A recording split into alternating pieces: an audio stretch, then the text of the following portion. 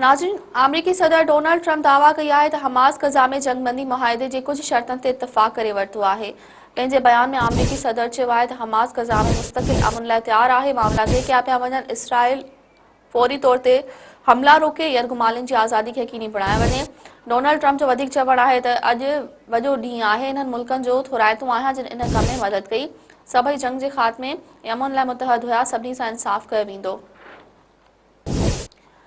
नाज़रीन, अवां फिर ॿीहर ब्रेकिंग न्यूज़ पिया ॾियूं त अमरीकी सदर डोनाल्ड ट्रंप दावा कई आहे त हमास गज़ा में जंगबंदी मुआहिदे जे कुछ शर्तनि ते इतफ़ाक़ करे वरितो आहे।